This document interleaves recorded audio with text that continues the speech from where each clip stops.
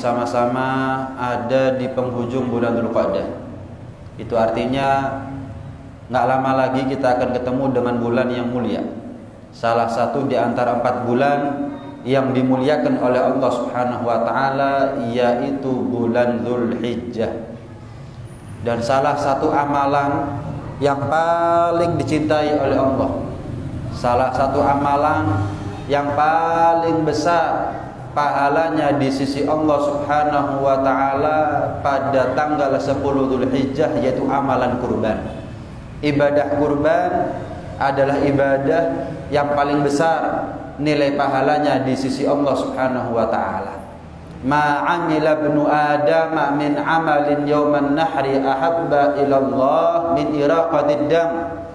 Tidak ada amalan anak manusia pada tanggal 10 Dzulhijjah, hari raya kurban, hari raya haji, yang lebih dicintai oleh Allah. Amalan kalau sudah dicinta sama Allah menjadi amalan yang paling diregani, amalan yang paling dihargai mahal, dengan ganjaran oleh Allah Subhanahu wa taala melebihi daripada tumpahnya darah hewan kurban. Tentunya kita semua berharap ibadah itu diterima oleh Allah Subhanahu wa taala. Maka ada 2 syarat agar ibadah itu diterima oleh Allah. Ada syarat zahir, ada syarat batin. Syarat zahir, misal kalau bicara tentang kurban, adalah tentang niat, tentang kriteria hewan kurban. Nggak semua kambing boleh dikurban. Ada kriteria umur tertentu, begitu juga dengan sapi, begitu juga dengan onta. Pendistribusian, apa semua orang boleh? Ya tergantung kurbannya kan. Kalau kurban wajib, yang kurban aja nggak boleh makan, apalagi yang dinafkahi. Kurban wajib hanya diperuntukkan untuk mereka yang fakir, miskin. Nah, ini syarat zahir. Ada syarat batin. Apa syarat batin? Fatayyibu biha nafsan. Kalau kurban yang ikhlas, kalau kurban yang sukarela. Jangan kurban terpaksa. Sungkan kalau nggak kurban, kayak enak didelok wong. Paling sugih wong sak kampung mosok gak kurban. Kurban wis, oh enggak. Faman kana yarju liqa'a rabbih falyamal amalan shalihan wa la yusyrik bi ibadati rabbih ahada. Kalau kamu kepingin ketemu Allah nanti di surga, 2 syaratnya: amal-amal yang soleh, dan jangan kamu sekutukan ibadahnya kamu kepada selain Allah. Sungkan kono manungso. Napa sing maringi rezeki kula panjenengan sedaya niki manungso. Cari nama kok kepada manusia. Napa gadah manungso niku surga, ganjaran, ridho.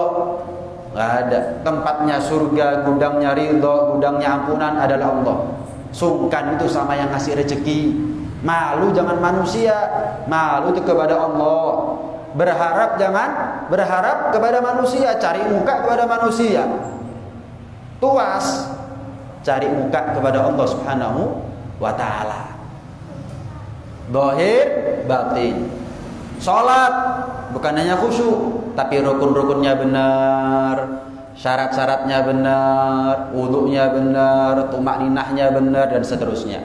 Puasa juga begitu. Puasanya benar, dan puasa yang membuahkan ketakwaan zahir, batin. Kurban juga begitu. Ibadah kurban yang kita jalani ini harus baik dan benar. Jangan pokok ikhlas, tapi nggak tahu syariatnya bagaimana. Sholat apa cuman khusyuk toh? Tumakninah nggak penting. Fasihnya bacaan ketika Fatihah nggak penting. Rukun-rukun wudu, perkara-perkara yang membatalkan sholat, apa nggak penting untuk kita tahu dan kita laksanakan, kita jalani? Nggak bisa. Kurban bukan cuma sekedar niatku sing penting ngapi. Oh, nggak bisa.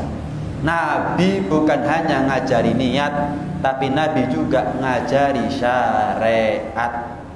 Nabi boten ngajari kula panjenengan sedaya namung urusan niat, tapi nggih ngajari nopo sing namine cara.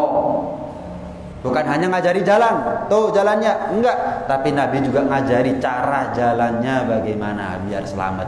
Ibadah apapun, zahir batin harus baik. Ibadah apapun harus baik, harus benar. Nah, karena itu pertemuan kali ini akan kita bahas hal-hal seputar fikih kurban. Hal-hal seputar fikih kurban. Hukum kurbannya apa sih, Bib? Hukum kurbannya apa sih? Ada 3 hukum kurban. Yang pertama sunnah kifayah. Sunnah kifayah. Sunnah kifayah itu artinya misal saya sebagai kepala keluarga, sebagai suami, sebagai bapak, punya istri, 1 istrinya, kemudian punya anak 2.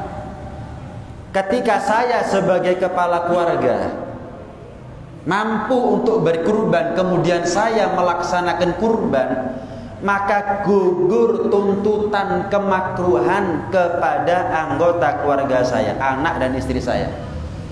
Saya mampu kurban, istri mampu kurban, anak mampu kurban, tapi yang kurban satu rumah cuma saya tok. Kapan orang mampu kurban, nggak kurban kan hukumnya makruh dalam mazhab Syafi'i. Tapi gara-gara saya kurban, nggak kena makruh anak istri. Padahal mereka mampu kurban, nggak kena makruh. Cuman yang dapat pahala siapa? Saya saja atau semuanya? Anak istri juga dapat? Khilaf. Ada pendapat yang mengatakan yang dapat pahalanya cuman yang kurban. Tapi ada pendapat hasolat thawab lil jami', semuanya dapat pahala kurban. Kenapa? Mereka kan orang-orang yang saya nafkahi. Mereka kan orang-orang yang saya nafkahi. Ini sunnah kifayah namanya. Ketika saya melaksanakan ibadah kurban, gugur kemakruhan bagi orang-orang yang lain, anak dan istri saya. Sama seperti sholat jenazah itu. Cuman kalau sholat jenazah bukan sunnah kifayah, tapi fardu kifayah. Ada jenazah, ya, dikubur tanpa proses disolati. Siapapun yang tahu seluruh kota nanggung dosane. Sing ngeru, yang tahu, yang nggak tahu ya namanya nggak tahu, nggak ada hukum. Yang tahu dosa. Tapi kalau ada satu saja dari orang kota tersebut yang mensolati jenazah, wong sak kota gak entuk dosa. Itu namanya fardu kifayah. Karena fardu kifayah lek gak dilakoni dosa. Karena sunnah kifayah lek gak dilakoni makruh. Gara-gara ada yang ngelampai, ngelakoni kurban misalkan, gugur kemakruhan bagi yang lain. Ini hukum kurban yang pertama. Hukum kurban yang kedua, sunnah ain muakkadah. Ada fardul ain, ada sunnah ain. Sunnah ada muakkadah, ada ghairu muakkadah. Nah, kurban itu muakkadah. Sunnah secara individual yang sifatnya sangat ditekankan. Al-Imam Syafi'i ya, tidak menyukai orang yang mampu kurban tapi nggak kurban, nggak seneng. Malah dalam mazhab Hanafi, dalam mazhab Maliki, siapa yang mampu kurban tapi nggak kurban dosa. Untuk mazhab Syafi'i, coba mazhab Maliki, mazhab Hanafi dosa kabeh wong-wong. Sepeda tuku, cupang tuku, kemana? Kawan nyebut itu sih. Ake tuku kabeh tuku, wayahe wedhus gak tuku. Wayahe kurban nggak mampu saya, Bib. Untung kudu aku malaikat. Aku malaikat tak pelintir. Urusan dunya maksa-maksa, utang-utang. Urusan kurban nggak mampu aku, Bib. Montore akeh, omahe magrong-magrong, aku nggak mampu. Sunnah ain muakkadah. Ya, ada beberapa hal yang buat kita sunnah, buat Nabi wajib. Salah satunya kurban, buat kita sunnah, buat Nabi wajib. Nggak ada ceritanya Nabi nggak kurban, itu nggak ada setiap tahun. Bahkan Rasulullah SAW dalam sebuah riwayat kurbannya kurban sapi untuk setiap istri. Bayangkan, siapa sampai dirujuk akeh? Bojo papat, siapa kurban sapi papat? Jaluk enak itu model saya. Paham ya? Selain kurban apa? Selain kurban siwak, qiyamul lail, witir, sholat duha, itu buat Nabi wajib semuanya. Tahajud buat kita sunnah, tapi buat Nabi wajib. Baik. Sunnah ain muakkadah. Secara individu kita sunnah, sangat ditekankan. Lek gak nglakoni mazhab Maliki, mazhab Hanafi makruh. Man kana lahu sa'atun li ayyudhiya falam yudhi fala yaqrubanna musallana.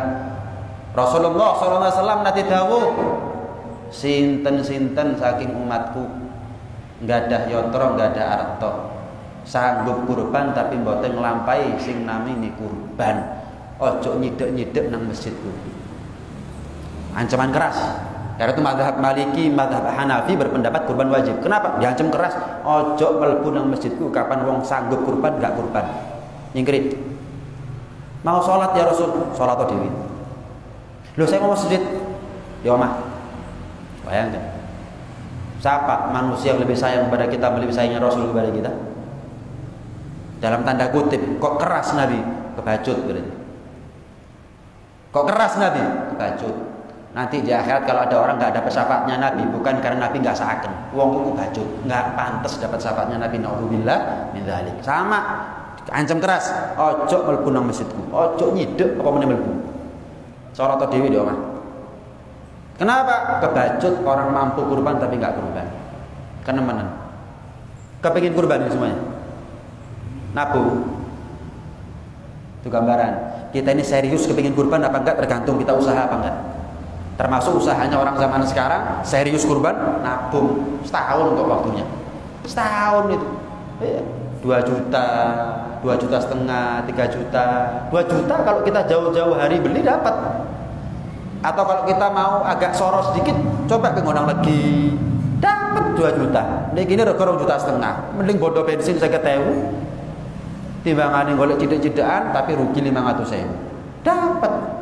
Tapi masalahnya kita ini kok aku duit 100 juta tak kurban lah. Mimpi kan? Mimpi, turunnya kemiringan jelas. Turunnya kemiringan jelas. Mimpi, kok aku rezeki nomplok 100 juta. Guru mari ngomong tak tinggal deh. Tak jelas wong model ini. Seharusnya apa? Nabung dong. Nabung. Orang sekarang nggak mampu beli mobil, utang-utang. Nabung. Utangnya durung lunas mati di sian, naudzubillah. Mudah-mudahan panjang umur sehat walafiat. Sanggup beli, nggak sanggup nggak usah. Kurban itu nggak usah utang, haji itu nggak usah utang. Dalam omah, dalam motor, dalam TV, dalam HP. Macak sugi om saya. Giliran kurban, godek-godek. Kali duit ambil. Apa? Utangku akeh, kabeh. Mahar kawin tok sampean sih nggak utang. Liyane utang. TV utang, HP utang, motor utang. Ya Allah, siji durung lunas utang maneh, siji durung lunas utang maneh. Tapi ini sampai kapan? Makso sih. Coba kamu makso, nabung iso sini. Lihat orang dulu itu. Orang dulu enggak makso. Kurban sanggup, haji nabung 30 tahun mulai 6 sampai tua. Udah haji. Orang sekarang, waduh omahe magro-magro utang. Kurban gak kelakon, haji apa maneh. Ngeledek kabeh. Iya. Anak sekarang jangan-jangan nangis kapan ditinggal mati bapaknya bukan karena nangis ditinggal mati bapaknya. Kenapa? Mewarisi utang. Ya Allah, apa nangis utangi bapak akeh, bayari apa? Urip penuh dengan hutang, ngeledek bapak mati, rumah disita, mobil, tinggal di mana? Itu yang bikin mereka nangis ternyata. Naudzubillah min dzalik. Semaksa urusan dunia itu maksa. Tak dibawa mati. Kurban itu. Azimu duhayakum fa innaha ala sirat maqayakum. Kalau cari kurban kata Nabi cari yang gede selagi mampu. Golek motor sing apik, golek keramik sing apik, golek kurban sing murah. Kandhane yo. Untung aku malaikat wis ngono tok.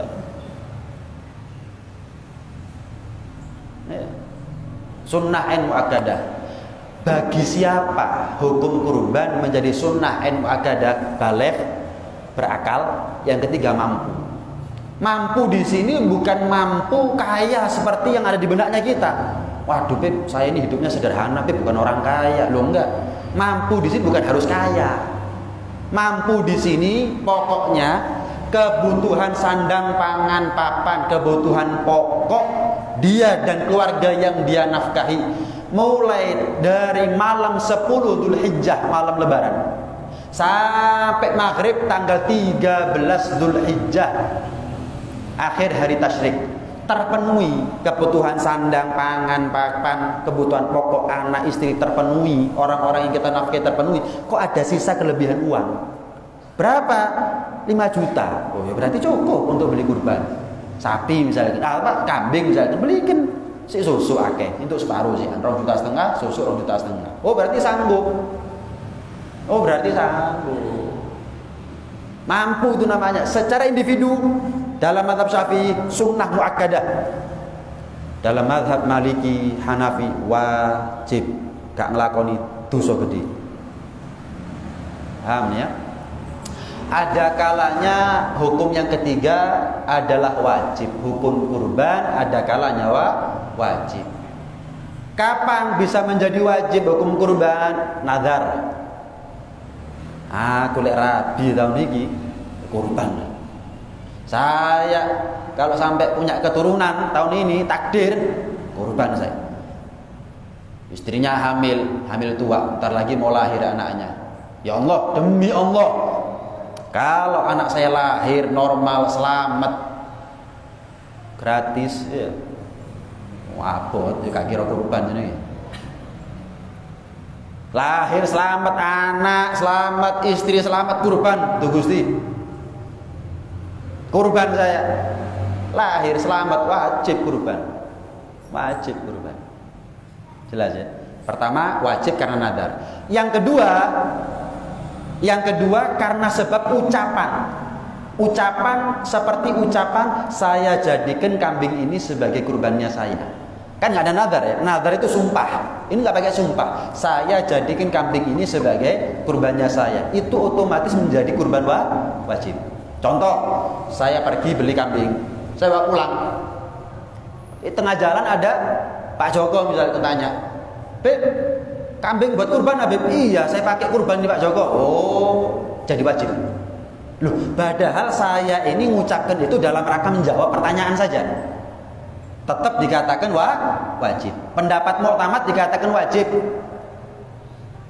Apa bedanya kurban sunnah sama kurban wajib? Nanti dalam urusan apa yang boleh kita ambil. Dalam urusan pendistribusiannya itu yang berbeda antara kurban sunnah dengan kurban wajib. Nah, kembali ke kasus saya sama Pak Joko tadi itu, dengan ucapan, dengan jawaban seperti itu saja kurban ini menjadi kurban wajib. Mu'tamad wajib. Tapi ada pendapat yang mengatakan seperti pendapatnya Sayyid Umar Al-Basri. Beliau berpendapat kalau dalam rangka insya itu bukan ikror. Kalau ikror nggak ada sebab, nggak ada angin, nggak ada hujan, saya jadikan kurban ini sebagai, saya jadikan kambing ini sebagai kurban, wajib ini. Tapi kalau dalam rangka menjawab pertanyaan, ada alasan kenapa dia ngomong seperti itu, dan dia selama tidak meniati ikror, dia ngomong cuma sekedar jawab tok, maka tidak menjadi kurban wajib. Khilaf. Tapi yang Mu'tamad tetap jatuhnya wajib. Karena itu kalau jenengan bawa kambing, bawa sapi, ada tetangga tanya, kurbana tak boleh engko tanggal 10. Jangan ngomong, iya iki kurbanku. Jadi wajib. Jangan jawab, iya iki kurbanku. Jawab, iya kok tanggal 10 tak boleh. Namanya boleh tanggal 10 belum tentu kurban kan? Apa katanya nanti tanggal 10 sudah gitu. Jangan gara-gara kita ngomong salah jawab jadi wajib. Akhirnya kita makan nanti. Minta ke panitia jatah, anak istri makan haram semuanya nih. Nggak boleh. Kurban wajib jatahnya fakir miskin total, mulai ujung tanduk sampai ujung kaki semuanya milik fakir miskin. Baik, jelas ini ya. Kriteria hewan kurban: onta, sapi, kambing. Wes kan liyane iku. Tapi kita bisa ikut pendapat mazhab Ibn Abbas. Sahabat Abdullah bin Abbas mengatakan bagi yang nggak mampu ya. Ini fatwa boleh bagi yang nggak mampu saja. Bagi yang nggak mampu boleh kurban walaupun dengan unggas, pitik, bebek, angsal. Pokok gak mampu. Ojo ngaku-ngaku gak mampu. Biasanya wedhus merono bebek. Bagi yang gak mampu ya apa Bib, saya nabung. Gagal terus Bib, selalu pecah tabungan saya. Kenapa? Ya urusan darurat Bib. Makan anak istri, ada yang sakit. Naudzubillah ya. Ada yang kecelakaan, ada ini, ada itu, gak iso Bib. Saya coba gak iso. Wis, sementara. Beli ayam, beli bebek, beliin. Ojo titip panitia. Oh, salah wis. Titip panitia, ngerepoti. Beli sendiri, bagikan sendiri, ambil makan sebagian, barokah, selesai. Ini ya. Masjid Nurul Huda pengumuman ya, sapi sekian, kambing sekian, ayam sekian. Mau nggak ngerti dipikir bid'ah ya. Mulai kapan kurban bid'ah? Tapi ada pendapat, termasuk akikoh. Saya ini kepingin ngakikoi anak. Nabung gagal. Ya apa Bib? Wis, enggak apa-apa. Akikoh pakai ayam sementara. Kapan nabung berhasil, ada duitnya, beli kambing. Kurban, akikoh. Jelas ini ya. Onta, sapi, kambing. Onta minimal usia 5 tahun lebih. Sapi 2 tahun lebih, 24 bulan lebih. 2 tahun lebih itu maksudnya 24 bulan lebih menuju ke bulan ke-25. 24 bulan lebih 1 hari cukup sapi. Kambing kacang, kalau kambing kacang sama seperti sapi 2 tahun lebih, 24 bulan jalan. Loh, ini kurang dari 2 tahun Bib, tapi sudah poel. Kalau kambing biasa, kambing kacang nggak ada urusan poel, nggak poel. Banyak ini belantik atau orang yang mau beli kambing, tanya ini umurnya berapa, 2 tahun kurang, waduh nggak bisa, loh, tapi poel tuku, loh salah. Jenengan kalau jualan kurban, pastikan kurbannya ke kambing yang jenengan jual, sapi yang jenengan cukup umur, memenuhi kriteria. Jangan sampai salah jual akhirnya orangnya salah niat. Kalau dosane lho, gak ngerti Bib, urip dendi gak ngerti. Ya Papua gak ngerti. Gak tahu sama gak mau tahu itu beda. Gak ada kesempatan belajar sama gak mau ngambil kesempatan belajar itu beda, jauh bedanya. Ada jahil ma'dzur, ada jahil ghair ma'dzur. Ada yang ketidaktahuan itu bisa menjadi alasan. Kenapa? Mu'allaf atau hidupnya jauh dari ulama. Tapi kalau kita mu'allaf enggak. Mu'allaf kapan? 15 tahun sing pungkur. Ya kudu mu'allaf itu, memu'allafkan diri itu namanya. Atau hidupnya di Malang. Rumahnya siapa? Orang di Malang jauh dari masjid. Mungkin ro. Omae Dendi. Saya enggak tahu, Bib. Rumahnya kamu sama masjid jaraknya berapa meter? Mentok 1 kilo 2 kilo. Sepeda motor sik duwe, sepeda pancal ya ada, pengajian ada. Lah kok ngomong nggak tahu, nggak mau tahu, nggak ngambil kesempatan untuk belajar. Belantik harus belajar, panitia harus belajar. Jangan kita niat bantu malah salah kaprah. Tanggung jawab. Kenapa? Duwe wong, amanati wong, titipani wong. Belajar.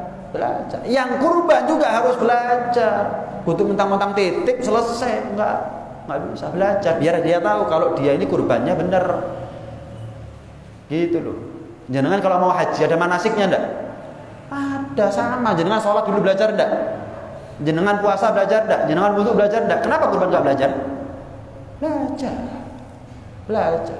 Jenengan enggak mampu jadi imam, disuruh jadi imam mau?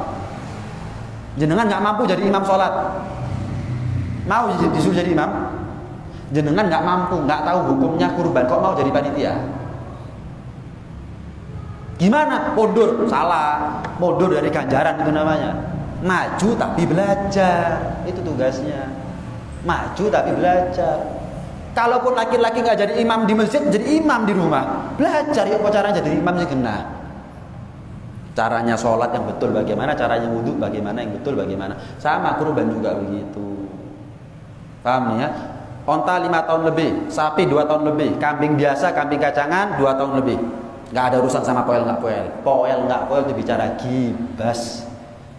Kalau gibas itu dari bahasa Arab ya, kapsun, gibas. Kalau gibas usia setahun lebih, 12 bulan lewat. Boleh nggak Bib kurang dari setahun? Boleh. Asal nggak kurang dari 6 bulan dan sudah poel. 6 bulan lewat, asal sudah poel. Walaupun belum 1 tahun, cukup. Boleh dijadikan kurban. Paham nih ya? Baik. Sekarang bicara tentang niat. Niat. Kalau kurbannya kurban sunnah, umumnya orang kurban sunnah. Niatnya wajib. Kapan Beb niatnya Beb? Bebas, ketika beli sudah niati boleh. Ketika masyarakat ke panitia niat boleh. Ketika nyembelih niat boleh. Ketika mewakilkan niat kepada panitia boleh. Tolong ya, saya pasrahkan penyembelihan hewan kurban saya ini sekaligus niatono atas nama fulan, atas nama saya, atas nama siapa, boleh, nggak ada masalah. Asal panitianya sudah balik, sudah tamis, nggak harus balik. Tapi rata-rata panitia ya arek enom, tapi kan sudah balik, sudah tamis. Ini ya jelas ya. Itu niat kalau kurban sunnah. Kurban sunnah niatnya wajib. Lah kalau kurban wajib dilihat dulu. Wajibnya karena apa? Tadi sudah kita bahas. Nazar sama ucapan saya jadikan kambing ini sebagai kurban. Kalau wajibnya karena sebab nazar, maka niat kurbannya sunnah. Tidak wajib. Kenapa nazar lebih kuat daripada niat? Nazar itu sumpah, Pak. Kalau niatnya semi rencana. Tapi kalau nazar gak iso gagal, wis kudu kelakon. Jelas ya? Nazar. Karena nazar lebih kuat daripada niat, maka niatnya tidak lagi menjadi wajib tapi cukup sunnah. Nah.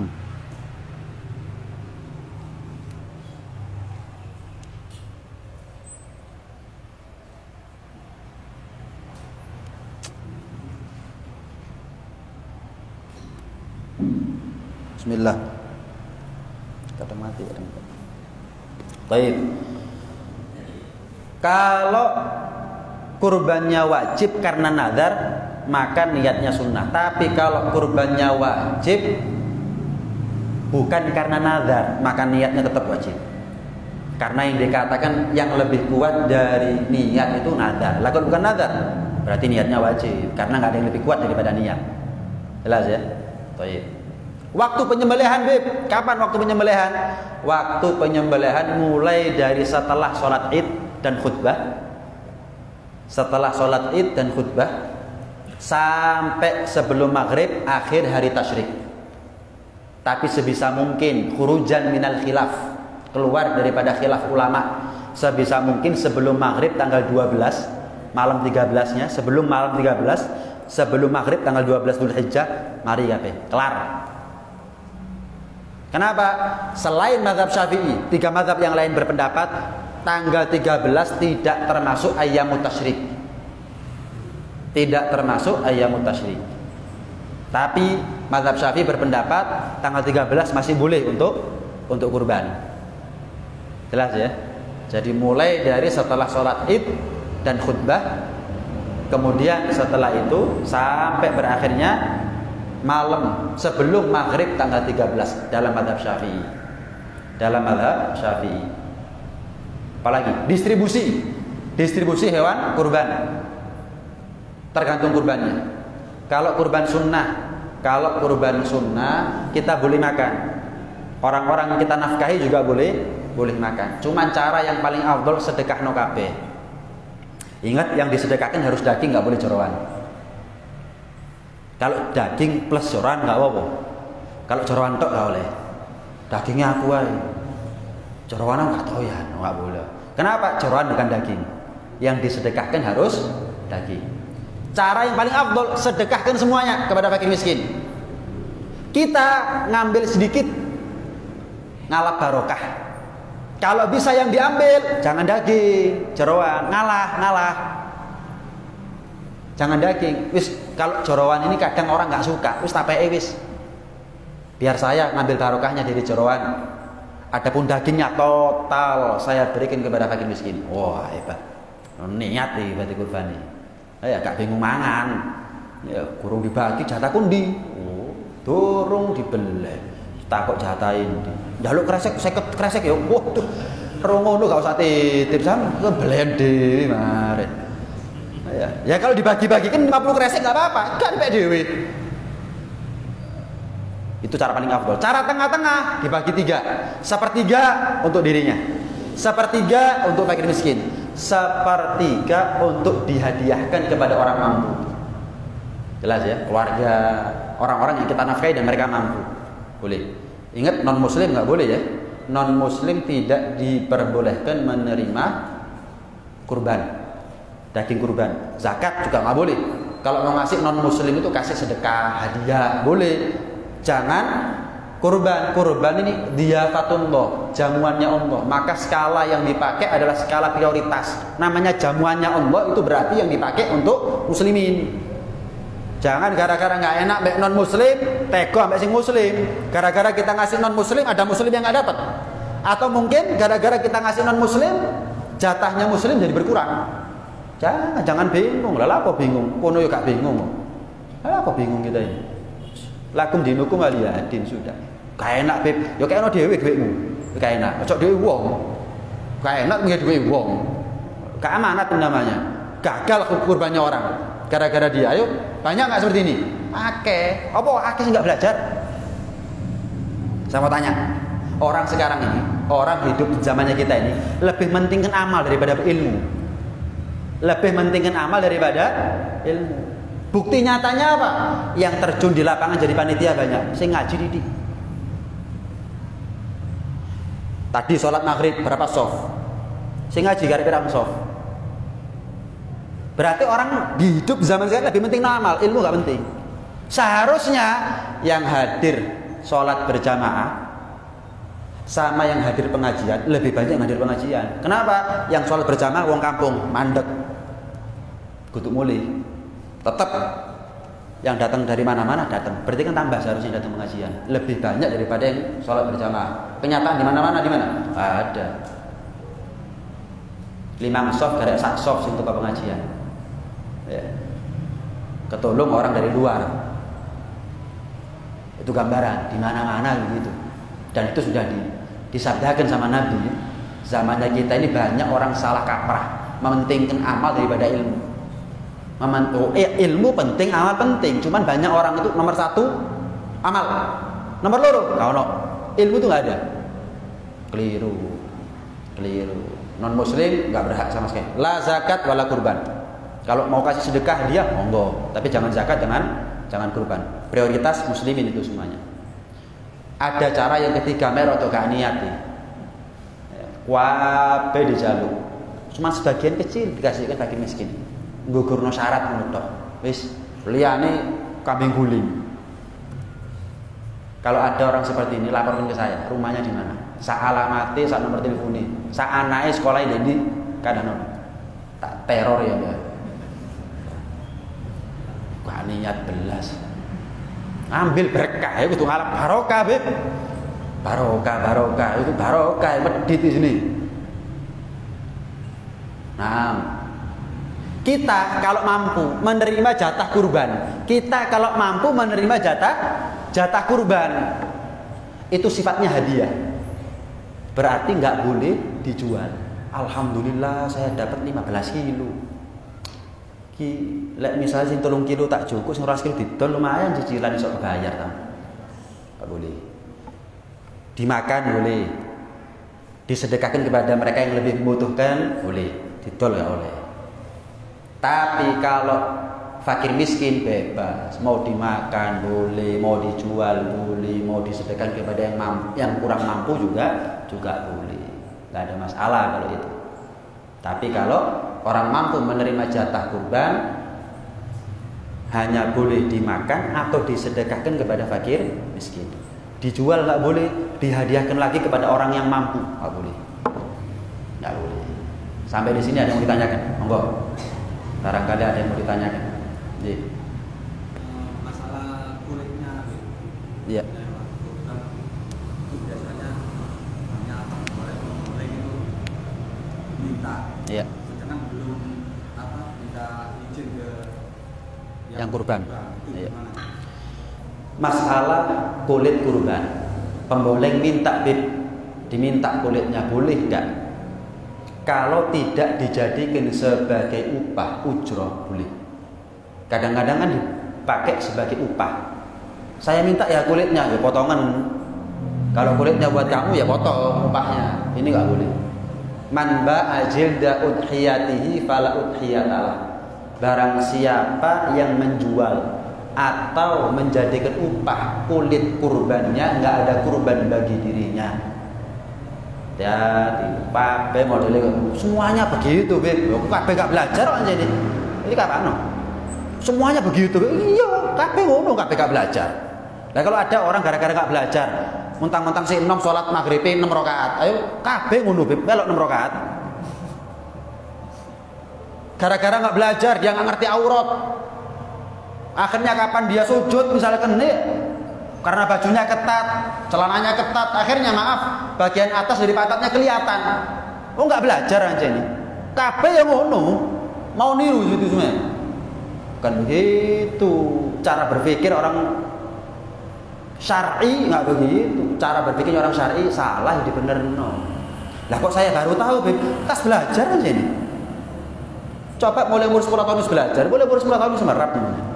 Baru belajar, pantas kalau kita baru tahu. Kita ini kadang-kadang nggak sadar sama kesalahannya kita sendiri, nggak sadar sama telatnya kita belajar. Karena itu kalau apa, makanya kita kan selalu berdoa, Allahumma arinal haqqa haqqan warzuqna tiba. Ya Allah, tampakkan kepada kami yang benar itu benar, syariat yang halal, yang haram, yang baik, yang salah, tampakkan kepada kami ya Allah, dan berikan rezeki kepada kami untuk bisa mengikuti apa yang baik dan menjauhi apa yang salah. Itu yang kita minta. Nah, menjual kulit kurban atau menjadikan upah kulit kurban itu nggak boleh, nggak boleh. Jelas ya.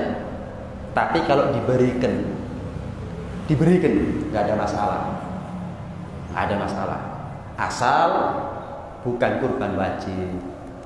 Kalau kurban wajib, mulai ujung tanduk sampai ujung kaki total fakir miskin. Lebih di antara pemboleng tadi itu tukang jagal ada yang fakir miskin, kasihkan dia nggak apa-apa, kasihkan yang lain jangan. Kalau yang lain mampu, kurban wajib gitu ya. Kalau kurban sunnah nggak ada masalah, kan boleh dikasihkan kepada orang yang mampu kalau kurban sunnah. Nah, ada yang lain? Yeah.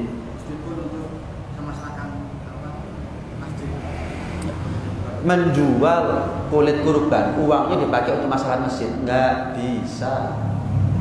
Lah caranya gimana biar bisa? Ada caranya. Panggil orang kampung yang fakir, panggil. Pak, ini masjid butuh renovasi. Ini kulit, lah didol lumayan. Jadi kasnya masjid lumayan. Saya kasihkan jenengan. Balekno tadi. Kayak masjid ini.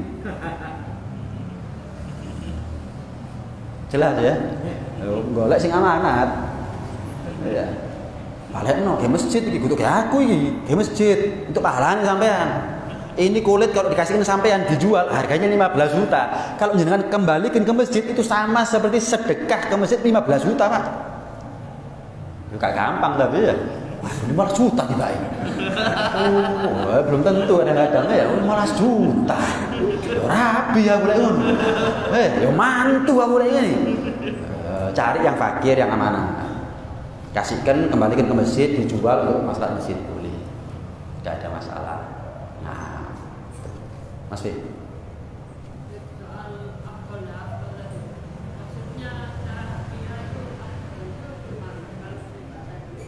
Iya. Iya, ada bahasa sah nggak sah, ada afdol nggak afdol, beda. Sesuatu yang tidak afdol itu masih sah. Kalau afdol sah jelas ya. Afdol ya berarti sah. Lah kalau nggak afdol tetap sah. Lah kalau sudah nggak sah, ya pasti nggak afdol. Lah kalau sah, belum tentu afdol. Saya kasih gambaran. Saya punya uang 3 juta. Saya beli 1 kambing bisa, saya urunan 7 orang yang lain untuk beli 1 sapi. Yang mana lebih afdol? Saya beli kambing sendiri lebih afdol daripada saya ikut urunan. Ini banyak orang nggak paham. Aku kurban sapi, urunan nggak ada. Jadi yang dicari kadang-kadang prestis, nama. Padahal bukan. Coba orang cari afdolnya, pahalanya, sempurnanya ibadah. Oh, ternyata kambing 1 lebih afdol daripada urunan. Saya punya uang 21 juta. Beli 7 kambing masing-masing 3 jutaan. Jelas ya? Sama ada sapi 21 juta. Mana lebih afdol? 7 kambing lebih afdol daripada saya beli 1 sapi. Kenapa? Tumpahnya darah daripada 7 kambing lebih banyak daripada 1 sapi. 1. Yang kedua, saya mau tanya, 1 sapi sama 7 kambing. Ini yang pengalaman ya. Saya nggak pengalaman boleng, nimbang, saya nggak pernah pengalaman. 7 kambing sama 1 sapi, lebih banyak mana dagingnya? Nggak serius, saya tanya karena nggak tahu. Bukan. 1 sapi lebih banyak ya? Wallahu alam. Coba nanti saya cek apakah ada khilaf yang mengatakan, karena kita ini kurban kan masalahnya masalah fuqara wal masakin juga. Ya, apakah ada pendapat yang mengatakan 1 sapi lebih afdal daripada 7 kambing? Kenapa? Menimbang masalahnya fuqara wal masakin, jatahnya lebih banyak gara-gara 1 sapi. Tapi yang jelas nas yang saya dapat min haitsu iraqatud dam. Pertimbangan dipandang dari sudut banyaknya tumpahnya darah, maka 7 kambing lebih afdol daripada 1 sapi. Nah ini loh Bib, lah selama ini saya kadung urunan Bib 3 juta sah tapi kurang afdol. Selama ini saya beli 1 sapi Bib, bukan 7 kambing, sah tapi kurang afdol. Nggak tahu lagi, nanti saya pelajari lagi apa ada khilaf dalam hal itu. Nah, ada yang lain? Monggo.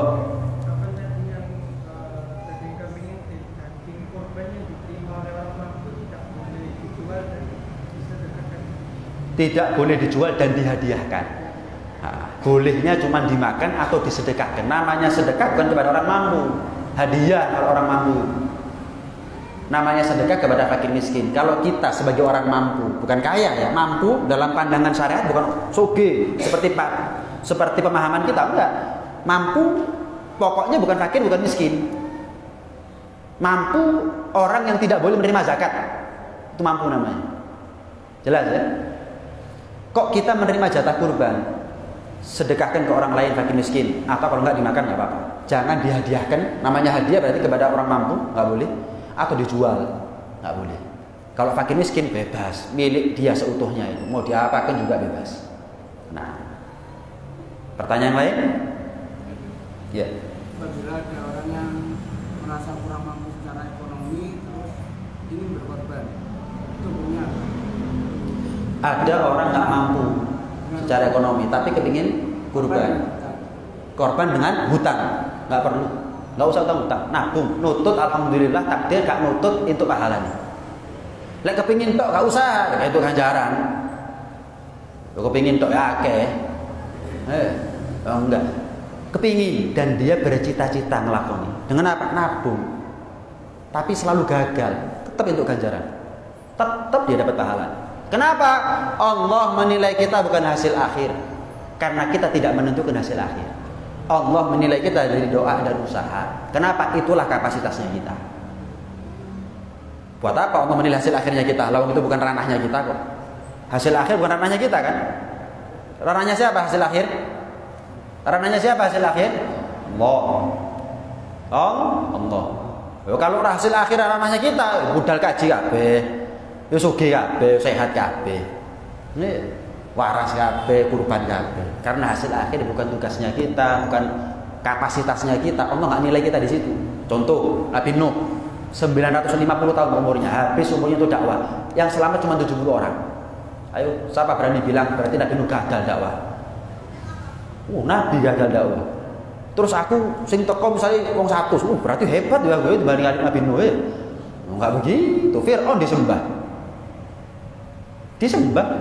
sujud rakyatnya. Berarti berhasil Fir'aun dimana Nabi Nuh. Allah tidak menilai hasil akhir. Allah menilai usaha dan doa. Doa dan usaha. Selebihnya baru pasrah tawakal. Ojo ndonga tawakal, usaha gak ono.